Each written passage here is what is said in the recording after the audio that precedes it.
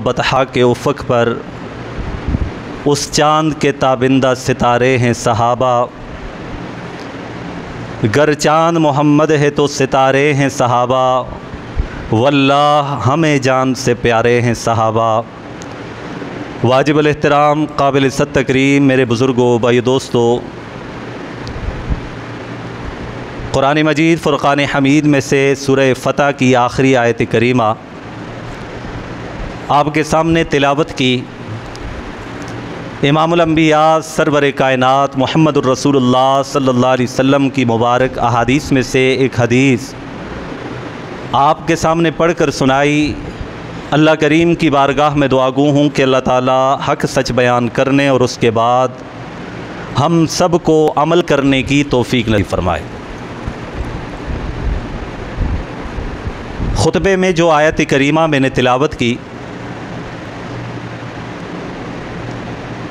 अल्लाह पाक फरमाते हैं कि मुहम्मदुर रसूलुल्लाह, कि मोहम्मद सल्लल्लाहु अलैहि वसल्लम अल्लाह के रसूल हैं। वल्लज़ीना माअहू, और वो लोग जो आपके साथ हैं, आपके साथी हैं, आपके असहाब हैं, आपके सहाबा हैं। अल्लाह ताला ने उनकी सिफ़त बयान फरमाई, उनकी खूबी बयान फरमाई, उनके मिजाज का तस्करा फरमाया कि अशिद्दाउ अलल कुफ़्फ़ार, कुफ़्फ़ार के मुकाबले में बड़े सख्त हैं। रुहमाउ बैनहुम, और आपस में शीर व शकर है।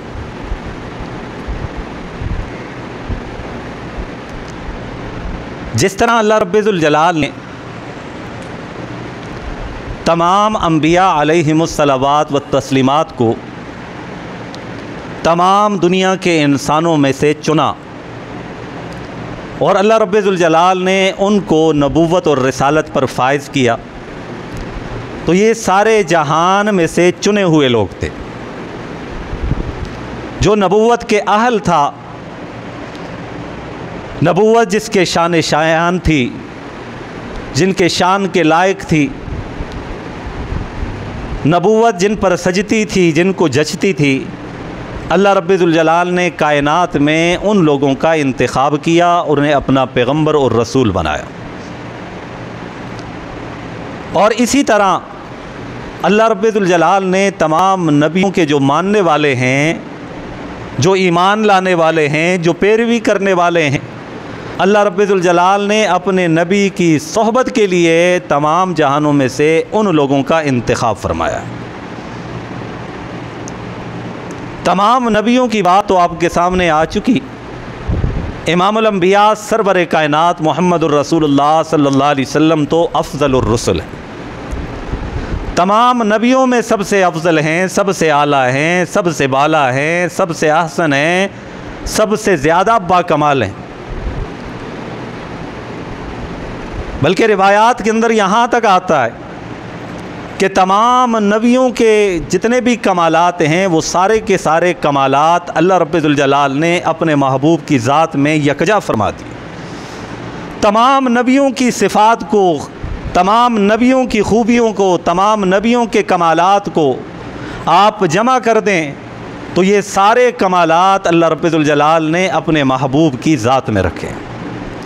इसी वजह से तो फ़ारसी के शायर ने कहा कि हुस्न यूसुफ़ दम ईसा यद बैज़ादारी, कि यूसुफ़ अलैहिस्सलातु वस्सलाम के हुस्न के चर्चे दम ईसा, ईसा अलैहिस्सलातु वस्सलाम का दम करना, कोहड़ के मरीज़ों को दम करें तो शिफायाब हो जाएं, बरस के बीमारों को दम कर दें तो उन्हें शिफा मिल जाए, जो पैदाइशी तौर पर नाबीना था उनको दम करते हैं तो वो बीना हो जाए, यहाँ तक के जो मुर्दे थे अल्लाह के हुक्म से उन्हें कहें कि कुम बिइज़्निल्लाह, अल्लाह के हुक्म पर तुम खड़े हो जाओ, तो मुर्दे भी खड़े हो जाया करते थे।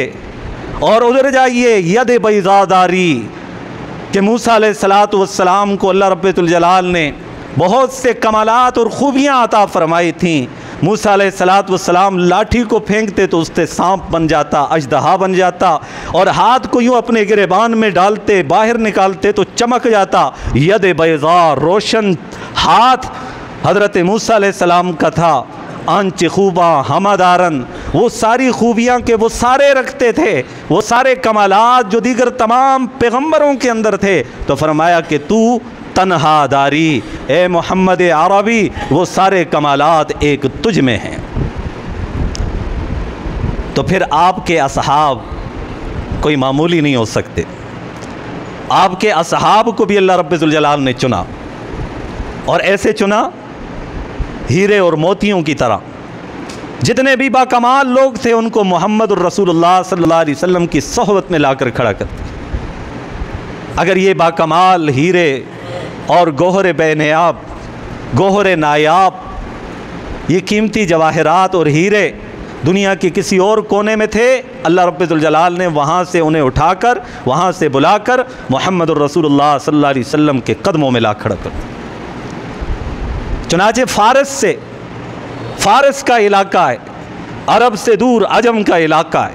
अल्लाह रब्बुल जलाल ने वहाँ हज़रत सलमान को देखा, जो मोहम्मद रसूलुल्लाह सल्लल्लाहु अलैहि वसल्लम के सहाबी बनने के लायक थे, तो अल्लाह रब्बुल जलाल ने वहाँ तक पहुँचा दी। रूम में से हज़रत सुहैब को मुंतखब किया, वहाँ से बुलाकर मोहम्मद अरबी सल्लल्लाहु अलैहि वसल्लम के कदमों में लाकर खड़ा कर दिया। यमन के इलाके से ताल्लुक़ रखने वाले हज़रत अबू हुरैरा रज़ी अल्लाह ताला अन्हु को वहाँ से बुलाकर मोहम्मद रसूलुल्लाह सल्लल्लाहु अलैहि वसल्लम की ग़ुलामी अता फ़रमाई। ये चुनीदा लोग हैं। जिस तरह नबी के अंबिया अलैहिमुस्सलावात व तस्लीमात को अल्लाह ताला ने नबुव्वत और रिसालत के लिए चुना, तो इसी तरह जो ईमान वाले हैं, जो उस दौर के पैगंबर के दौर के अंदर थे, उनको भी अल्लाह रब्बुल जलाल ने अपने पैगंबर की सोहबत के लिए चुना। इस बात को मज़ीद वजाहत के साथ बयान करूं ताकि बात मज़ीद समझ में आए। सहाबियत का मकाम और मर्तबा बयान हो रहा है। याद रखिएगा कि सहाबी कौन होता है, ये उसी का तज़किरा हो रहा है।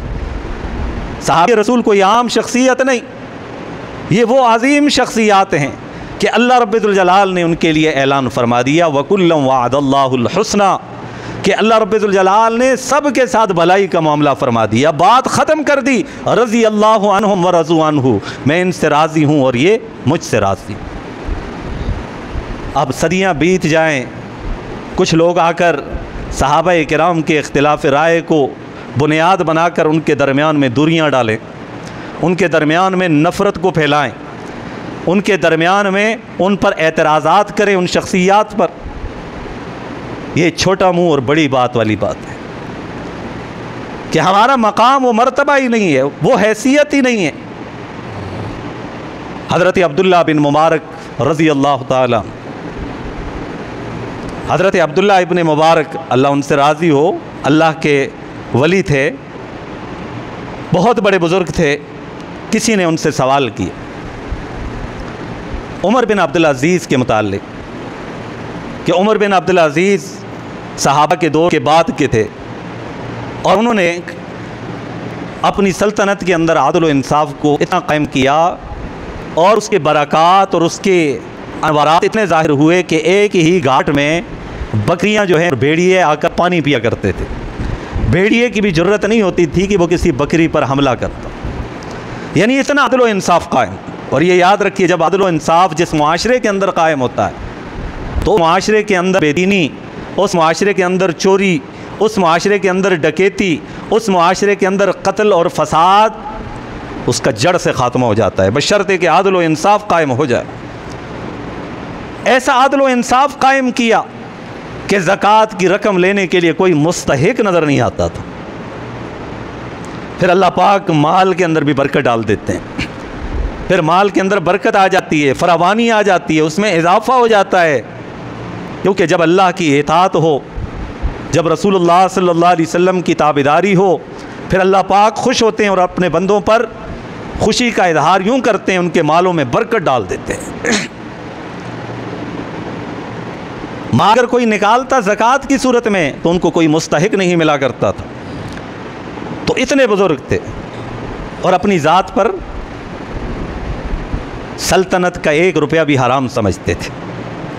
यहाँ तक कि घर वाले फाके की ज़िंदगी गुजारते थे, वक़्त के बादशाह थे, अजीम हुक्मरान थे, चाहते तो सब कुछ कर सकते थे, जिस तरह के आजकल लोग कर रहे हैं।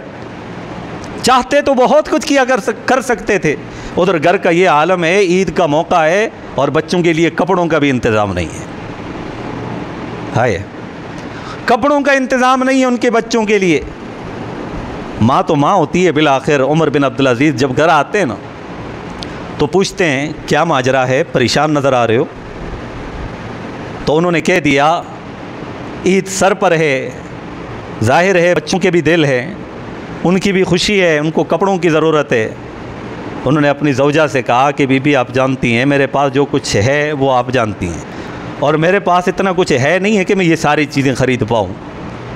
उन्होंने कहा बैतुल माल से ले लें। उनका वजीफ़ा मुकर्रर किया जिससे मेरा पूरा महीना गुज़रता है, तो बैतुल माल से मैं किस तरह ले सकता हूँ? उन्होंने कहा आप उधार पर लें। उनका अच्छा ये बात है। तो उन्होंने जो ख़जाने पर मामूर शख्स था उसको बुलाया और कहा कि मुझे इतना पैसा चाहिए। तो उन्होंने कहा अमीरुल मोमिनीन आप गारंटी दे सकते हैं कि आप इसको लौटा पाएंगे? उन्होंने कहा कैसी बात कर रहे? उनका अमीरुल मोमिनीन ज़िंदगी का तो पता नहीं। उन्होंने कहा कि नहीं मुझे इस बात की गारंटी नहीं है। चुनाचे उन्होंने वो कर्ज़ भी नहीं उठाया, वो चीज़ भी नहीं उठाई। इतना बड़ा तकवा था। आज ये तकवे कहाँ नज़र आते हैं? आज तो जो छोटी सी कुर्सी के ऊपर बराजमान हो जाता है बंदा, उसके हाथ में फ़ैसले आ जाते हैं, ओहदा आ जाता है, मनसब आ जाता है, तो क्या से क्या नहीं करता, क्या से क्या नहीं करता।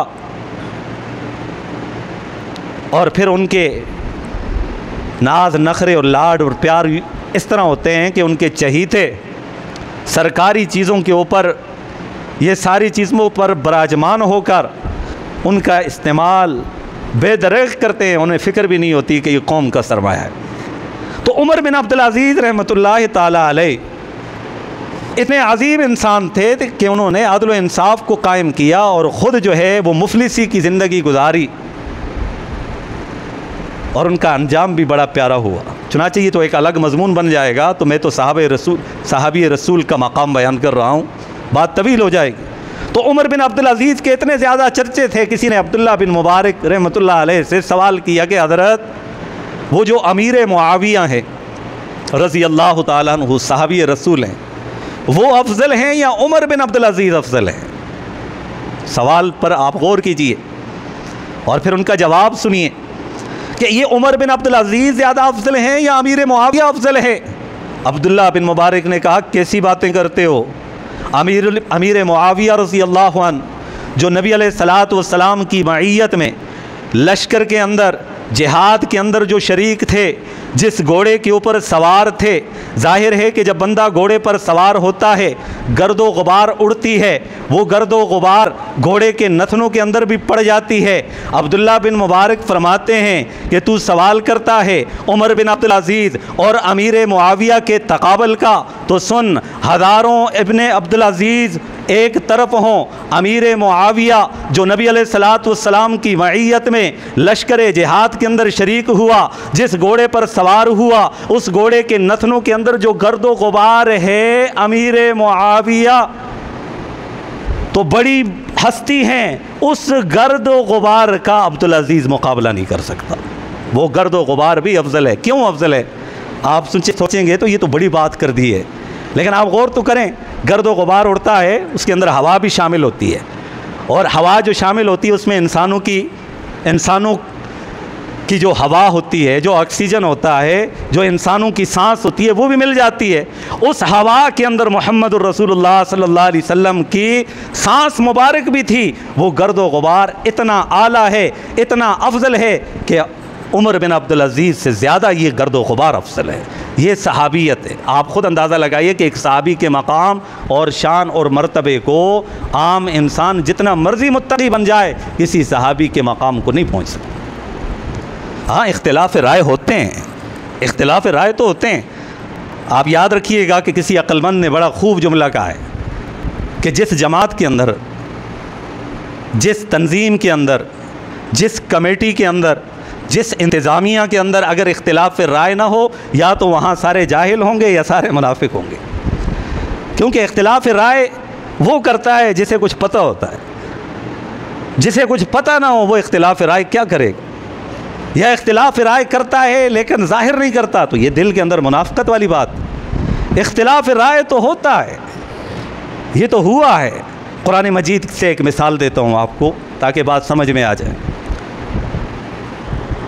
हज़रत मूसा अलैहिस्सलातु वस्सलाम जब गए कोहे तूर पर और वहाँ से तौरात मिली और तौरात तख्तियों की शक्ल में थी, जब वापस आए और कौम के अंदर जो सामरी था उसने फितना फसाद बर्पा किया, जिसकी वजह से लोग बछड़े की इबादत के अंदर मशगूल हो गए।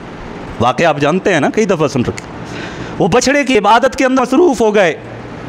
जब हज़रत मूसा अलैहिस्सलातु वस्सलाम आए और देखा कि कौम वाले जो है बछड़े की इबादत कर रहे हैं, पीछे निगरान बनाकर को छोड़ा था अपने भाई हारून अलैहिस्सलातु वस्सलाम को छोड़ा था। हज़रत हारून अलैहिस्सलातु वस्सलाम मौजूद थे। मूसा अलैहिस्सलाम ने जब उस कौम की हालत को देखा, फ़ौरन आगे बढ़े, सर के बालों से और दाढ़ी से जो है हज़रत हारून अलैहिस्सलाम को पकड़ा। कुरान मजीद के अंदर अल्फाज है, यब्ना उम ला तअख़ुज़ बिलिह्यती वला बिरासी, ए मेरे भाई, ला तअख़ुज़ बिलिह्यती, मुझे मेरे दाढ़ी के बालों से न पकड़, मेरे सर के बालों से न पकड़, इसमें मेरी गलती नहीं है। तो मूसा अलैहिस्सलातु वस्सलाम ने ये इजहार किया। अब कोई आदमी कहे पैगंबरों के अंदर तो इख्तिलाफात थे, पैगंबरों ने तो दूसरे पैगंबर के सर के बालों से पकड़ा, हम लोग इसका तजज़िया नहीं कर सकते क्योंकि वो बड़े थे और उनकी बातें भी बड़ी थी। ये तो दुनिया वालों पर जाहिर करना था कि पैगंबर के नज़दीक रिश्ते नातों की कोई वक़्त नहीं होती जब अल्लाह की नाफरमानी हो रही है। उन्होंने जो ये गुस्से का इजहार किया अपनी ज़ात की वजह से नहीं किया, अल्लाह की ज़ात की वजह से किया कि वो लोग, वो कौम अल्लाह की इबादत को छोड़कर बछड़े की इबादत के अंदर मसरूफ़ हो गए थे। अगर सहाबा इकराम के दरमियान में बीच कुछ इख्तिलाफात थे तो इख्तिलाफ राय पर मबनी, हम तो अंदाज़ा नहीं लगा सकते, हम तो फ़ैसला नहीं कर सकते। इसकी आसान मिसाल घर की दूँ। एक घर के अंदर आप देखें, एक बंदे की बीवी होती है, एक माँ होती है। अगर बीवी और उसकी माँ के दरमियान में लड़ाई हो जाए तो बंदा फ़ैसला करने से आजिज़ हो जाता है। माँ की सुनता है, माँ रोती है, वो कहती है, वो इतना रोती है, ऐसे कुछ सुनाती है, बंदे को पता चलता है माँ मज़लूम है और मेरी बीवी ज़ालिम है। और जब बीवी का रोना धोना जब वो सुनता है तो फ़ैसला करने से आजिज़ आ जाता है कि पता नहीं, ये तो दुनिया जहान की मज़लूम तो सिर्फ मेरी बीवी है, मेरी अम्मा बड़ी ज़्यादती करती है इस पर। हम तो अपने घर के झगड़ों का फ़ैसला खुद नहीं कर सकते, उन अजीम हस्तियों के इख्तिलाफात का फ़ैसला हम यहाँ बैठ कर करें। इससे बड़ी और बेवकूफ़ी क्या हो सकती है। वो उनकी शान बड़ी बुलंद है। अल्लाह पाक ने दुनिया वालों पर यह ज़ाहिर फरमा दिया कि वो लोगो, ए मोमिनो, ईमान वालो, तुम अपने ईमान पर बड़ा नाज करते ना, और तुम्हें करना भी चाहिए क्योंकि ईमान होगा तो जन्नत में जाओगे। लेकिन याद रखना तुम्हारा ईमान कैसा होना चाहिए। अल्लाह पाक ने ईमान का मयार क्या बनाया, फरमाया फ़इन आमनू बिमिस्लि मा आमनतुम बिही, अगर तुम ईमान लाओ जिस तरह मेरे नबी के सहाबा ईमान लाए, फ़क़द इह्तदऊ, तुम हिदायत पा जाओगे। और जिनके ईमान को अल्लाह ईमान का मयार बना दें तो कायनात में उनसे बढ़कर कौन हो सकता है। फिर तो अगर उन पर तान व तशनी करें, उन पर एतराज़ात करें तो ये वही बात है जिस तरह के आसमान पर थूकना। जो आदमी आसमान पर यूँ थूके ऊपर देगा तो थूक आकर उसके मुंह पर ही बता है, आसमान को कुछ नहीं होता। और अल्लाह के प्यारे हबीब सल्लल्लाहु अलैहि वसल्लम ने फरमाया कि सुन लो लोगो, असहाबी कन नुजूम, मेरे सहाबा सितारों की मानंद हैं। फ़बि अय्यिहिम इक़्तदय्तुम इह्तदय्तुम, तुम किसी एक की भी पैरवी करोगे हिदायत पा जाओगे। उनको सितारों से ताबीर तशबीह दी तो फरमाया कि किसी एक की भी पैरवी करोगे तो हिदायत पा जाओगे। और आज हम इख्तिलाफ़ की बात करें, उनको बुरा भला कहें जिनकी वो अज़ीम क़ुरबानियाँ हैं कि जिनका अहाता मुख्तसर सी नशिस्त में मुमकिन नहीं है। मैं एक झलक आपके सामने बयान करता हूँ। चूँकि पीछे ज़ुल्हज्जा का महीना भी गुज़रा, उसके बाद छुट्टियों पर था, मैं चला गया था, तो शान उस्मान मैंने बयान करना था, तो उसी से ही एक वाक़या लेता हूँ और शान सहाबा दोनों को एक मौजू के अंदर शामिल करके बात को ख़त्म करूँगा। हज़रत उस्मान गनी रज़ी अल्लाह ताला कि सारे सहाबा नबी के साथ इतना प्यार करते थे कि उनके प्यार की मिसाल आज के दौर में नहीं दी जा सकती। भाई देखें, आज के दौर में सबसे ज़्यादा अगर कोई आदमी मोहब्बत करे किसी से तो बेटा अपने बाप से करेगा या अपनी माँ से करेगा, यही बात है ना जी। वो उनसे मोहब्बत करेगा, उनकी बात मानेगा, उनकी फरमाबरदारी करेगा, उनके हुक्म को पूरा करेगा, उनके मिजाज को समझेगा। उनकी नाराज़गी को समझेगा और उसके ख़िलाफ़ नहीं चलेगा, ये दुनिया वाले ऐसे शख्स को फरमाबरदार कहते हैं। ऐसे शख्स को माँ बाप का फरमाबरदार कहा जाता है। लेकिन दुनिया के अंदर ऐसे लोग आपको शाज़ व नादर मिलेंगे कि माँ बाप अपनी ज़बान से, अपने मुंह से थूक को फेंकें और वो उनको अपने हाथों पे मल कर अपने चेहरे पर लगाएं। ऐसे औलाद आपको देखने में मिलेगी। और मुहम्मदुर रसूलुल्लाह सल्लल्लाहु अलैहि वसल्लम को अल्लाह पाक ने वो मुबारक, वो अज़ीम हस्तियाँ अता फ़रमाई हैं कि वो इतनी मोहब्बत करने वाले थे कि महबूब दो आलम सल्लल्लाहु अलैहि वसल्लम की मुँह मुबारक से लुआब निकलता, उसको तबर्रक समझ के अपने बदन पे लगाया करते थे। वज़ू का पानी नीचे गिरने नहीं देते थे, अपने ऊपर गिरा दिया करते थे। इतनी मोहब्बत किया करते थे। अल्लाह पाक ने अपने महबूब को वो सहाबा अता फ़रमाए और उनमें सर फ़हरिस्त सैयदना अबू बकर सिद्दीक़ रज़ी अल्लाह अन्हु। हज़रत उस्मान गनी रज़ी अल्लाह अन्हु की बात कर रहा था कि उस्मान गनी रज़ी अल्लाह तआला अन्हु की मोहब्बत किया। जब नबी अलैहिस्सलातु वस्सलाम मदीना मुनव्वरा के अंदर तशरीफ़ ले गए तो वहाँ पर मीठा पानी था, एक कुआँ था, बि'r रोमा जिसको कहा जाता है। ये वो कुआँ था। आज भी अगर आप मदीना मुनव्वरा जाएँ मस्जिद क़िबलतैन की तरफ, मस्जिद क़िबलतैन के शुमाली रास्ते की तरफ जाएँ तो तकरीबन 1 किलोमीटर दूर आपको वो मकाम मिलेगा, वो कुआँ अब भी मिलेगा। और उस पर जो पंप, जो मोटर आज भी लगी हुई है, उस पर मिल्कियत जो नाम लिखा हुआ है वो सैयदना उस्मान गनी रज़ी अल्लाह अन्हु का लिखा हुआ है। और आज भी उनके मुताल्लिक़ वहाँ के जो इंतज़ामिया हैं वो बताते हैं कि वो कहते हैं कि आज भी जो इस मोटर के ज़रिए से बिजली खर्च होती है, उस बिजली का जो खर्च है वो हज़रत उस्मान गनी रज़ी अल्लाह अन्हु के अकाउंट से आज भी अदा किया जाता है। हज़रत उस्मान गनी रज़ी अल्लाह तआला अन्हु तो नबी अलैहिस्सलातु वस्सलाम मदीना मुनव्वरा के अंदर तशरीफ़ ले गए तो पानी वहाँ का मशहूर था, लोग वहाँ पर पानी भरा करते थे। लेकिन वो एक यहूदी आदमी का था और यहूदी आदमी बड़े नखरे करता था। किसी को दे दिया, किसी को नहीं दिया, किसी को थोड़ा दे दिया, किसी को माल के एवज़ में दे दिया, यूँ किया। तो नबी अलैहिस्सलातु वस्सलाम दिल के अंदर ख्वाहिश पैदा हो, दिल के अंदर ख्वाहिश पैदा हुई कि काश ये कुआँ मुसलमानों के पास होता। तो अल्लाह रब्बुल जलाल ने जिब्रील अमीन को भेज दिया। अल्लाह अपने महबूब से कितना प्यार करते हैं। महबूब के दिल में ख्वाहिश दिल पर कोई ख्वाहिश अल्लाह पाक से पूरा ना करें, ऐसा हो ही नहीं था। महबूब दो आलम सल्लल्लाहु अलैहि वसल्लम के दिल मुबारक के अंदर ख्वाहिश पैदा हुई। अल्लाह ने जिब्रील को भेज दिया और जिब्रील आकर कहने लगे कि आका, अल्लाह फरमा रहे हैं कि लोगों के सामने ऐलान कर दीजिए कि जो शख्स भी इस कुएँ को ख़रीदेगा, अल्लाह रब्बुल जलाल ने ये ऐलान किया है कि आप ज़मानत दें उनको कि अल्लाह रब्बुल जलाल उनके लिए जन्नत के अंदर एक माल तैयार फरमाएँ। और फिर फरमाया कि मैं रसूलुल्लाह सल्लल्लाहु अलैहि वसल्लम इस बात की ज़मानत देता हूँ। उस मजमे में से सैयदना उस्मान गनी खड़े होते हैं। उस्मान गनी रज़ी अल्लाह तआला अन्हु खड़े होते हैं और कहते हैं, या रसूलुल्लाह सल्लल्लाहु अलैहि वसल्लम, मैं तैयार हूँ और मैं जाता हूँ, मैं कि यहूदी से बात करूँ। जब यहूदी के पास गए, यहूदी ने देखा कि उस्मान इब्न अफ़्फ़ान ये तो बहुत बड़ा अजर है, बड़ा मालदार है, जिनकी ऊँटों की कतार इतनी लंबी होती है कि गिनना मुश्किल हो जाए, इतने मालदार मेरे पास चल के आए हैं। तो हज़रत उस्मान गनी रज़ी अल्लाह तआला अन्हु ने फ़ौरन उस यहूदी से कहा कि तुम इस कुएँ को मुझ पर बेच, मैं इसे ख़रीदना चाहता। उसने जब ये देखा कि मुझे तो इस पर कुछ मिलता ही नहीं है और ये इतना बड़ा रईस आया है, अमीर शख्स आया है, मदार शख्स आया और मुझसे ख़रीदने की बात करता है तो कोई बात तो होगी।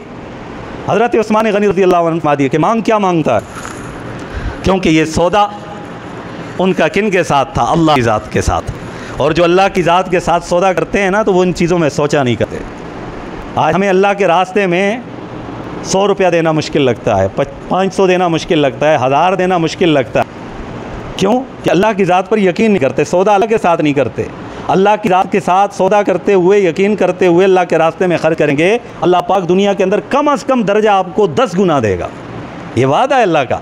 और ज़्यादा से ज़्यादा फ़ी सबीलिल्लाह की मद हो, फिर 70 से 700 गुना आपको अजर देगा। शर्त कि हमारे सौदे अल्लाह के साथ हो, दुनिया के दिखावे के लिए ना हो। किसी गरीब की हम मदद करते हैं तो आज मुआशरा मीडिया का है, उनको साथ खड़ा करके सेल्फियाँ बनाकर फिर उसको अपलोड करते हैं अपनी वाह वाह के लिए कि मैं बड़ा सखी आदमी हूँ, दिखलावे के लिए। और याद रखिएगा, दिखलावे के लिए जो भी अमल होगा वो काबिल कबूल नहीं होगा।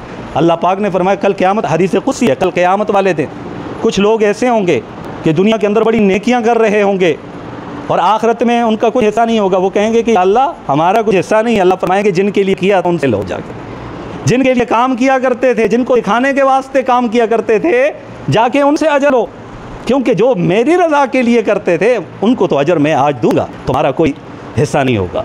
तो रियाकारी तो चलती नहीं, दिखलावा तो चलता नहीं, अल्लाह के साथ सौदा किया जाता है। हज़रत उस्मान इब्न अफ़्फ़ान रज़ी अल्लाह अन्हु, उस यहूदी की बात को सुनकर यहूदी के दिल में ख्याल पैदा होता है, क्यों ना मैं ये कह दूं कि मैं आधा कुआं बेचता हूँ, आधा नहीं बेचता, आधा कुआं बेचता हूँ और आधा नहीं बेचता। कि उसके दिल के अंदर था एक दिन मैं इससे कमाई हासिल करूँगा, मैं खूब कमाऊँगा, दूसरे दिन चलो ये अपनी कमाई करेगा, क्योंकि ये इतना बड़ा आदमी जो आया है, बिजनेसमैन है, अमीर आदमी है, कारोबारी आदमी है, तो ये भी तो कुछ कमाने के लिए आया है। कहा कि उस्मान तुम भी कमाना चाहते हो, मैं भी कमाना चाहता हूँ, लेकिन एक मैं आधा कुआं बेचूंगा और आधा नहीं बेचता। हज़रत उस्मान इब्न अफ़्फ़ान ने फ़ौरन कह दिया, क्या आधा कुआं बेचने से क्या मुराद है?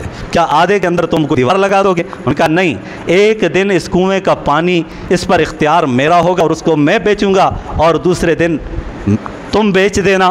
क्योंकि उसका भी नज़रिया ये था कि उस्मान इब्न अफ़्फ़ान, क्योंकि ये पानी बड़ा कीमती पानी है, इस वजह से आए हैं तो ये कारोबार करना चाहते हैं, चलो मैं भी कारोबार के अंदर शामिल हो जाऊं, आधा बेच दिया। मुँह मांगी कीमत, जितनी कीमत उसने मांगी हज़रत उस्मान इब्न अफ़्फ़ान ने उसको दे दी। अब वो दिल के अंदर बड़ा खुश हुआ कि मैंने कैसे मामला कर लिया कि कुआं भी मुझे आधा मिल गया है, एक दिन मैं खूब कमाई करूँगा।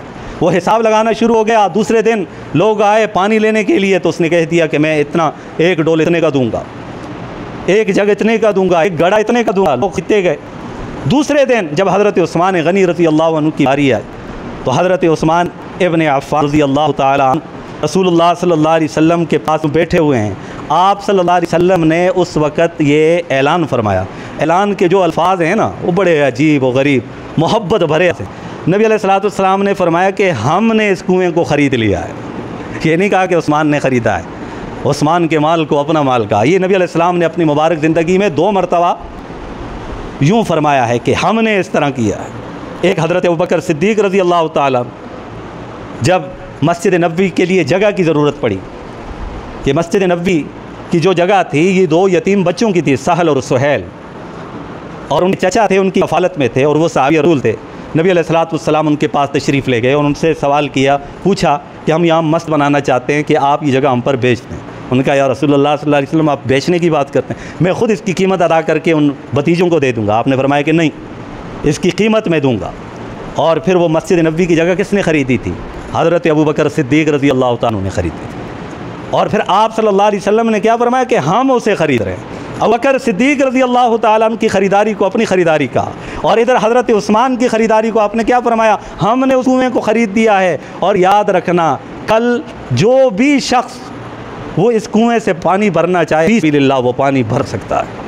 और हज़रत उस्मान खुश होकर ऐलान किया कि कल मेरी बारी है, लिहाजा तमाम जितने भी लोग हैं वो सारे के सारे इससे पानी कल के लिए भी इस्तेमाल कर सकते हैं और आइंदा कल के लिए भी वो उसको जमा करके ले जा सकते हैं। जब ये बात फैली तो मुसलमान तो बड़े खुश हुए। नबी अलैहिस्सलाम ने आसमान की तरफ देखकर हज़रत उस्मान के लिए दुआएं, और अल्लाह पाक ने पहले ऐलान कर दिया था कि जन्नत में एक महल बनाऊंगा। या रसूलुल्लाह सल्लल्लाहु अलैहि वसल्लम, आप ज़मानत थे, ज़मानत तो आप पहले ही ले चुके थे। और यूँ सहाबा किराम ने पानी पीना शुरू किया। तब सहाबा के लिए नहीं था, वहाँ के काफिरों के लिए भी आम ऐलान था। वो जो यहूदी बस्ती थी ना, वो भी उस दिन वो भी अपने लिए पानी भरा करते थे। अब जब तीसरा दिन हुआ ना, उसकी बारी आई यहूदी की। जब वो आया तो उस दिन कोई भी नहीं आया। वो शर्मिंदा हुआ, हज़रत उस्मान इब्न अफ़्फ़ान के पास चले गए। हज़रत उस्मान इब्न अफ़्फ़ान यहाँ पर उसको लाना चाहते थे। वो आए और कहने लगे, हज़रत आप इस तरह करें, जो बाकी आधा कुआं है ना वो भी हमसे ख़रीद कर जो है ना आप ले लें। तो हज़रत उस्मान इब्न अफ़्फ़ान ने फरमाया कि नहीं, एक शर्त पर। उस्मान इब्न अफ़्फ़ान ने शर्त लगाई कि ये कुआं जैसे बाग के अंदर है वो बाग भी बेचो, वो बाग भी मैं ख़रीदूँगा, उसकी कीमत लगाई। करता क्या न करता, मरता न करता। तो उस शख्स ने इसी में अपनी आफियत जानी, उसने कहा कि ठीक है जी। उन्होंने कहा अब मुझे कौन पूछेगा, लिहाजा चलो कीमत भी ज़्यादा मिल रही है और ये ऑफ़र भी ख़ुद दे रहे हैं। चुनाचे हज़रत उस्मान इब्न अफ़्फ़ान ने वो पूरा कुआं ख़रीद कर, वो बाग ख़रीद कर, और उस कुएँ को तमाम ईमान वालों के लिए वक्फ़ कर दिया है। आज भी मस्जिद क़िबलतैन के शिमाली इलाक़े के अंदर जहाँ पर ये कुआं मौजूद है, आज भी मुसलमानान आलम वहाँ से पानी भर कर उसको पी रहे हैं। ऐसी कुर्बानियाँ सहाबा किराम की थी, अपना माल भी सब कुछ कुर्बान किया और अपनी जान देना तो वो साद समझते थे, पूरा जिस्म छलनी करवा दिया करते थे, लेकिन मोहम्मद रसूलुल्लाह सल्लल्लाहु अलैहि वसल्लम की ग़ुलामी को नहीं छोड़ा करते।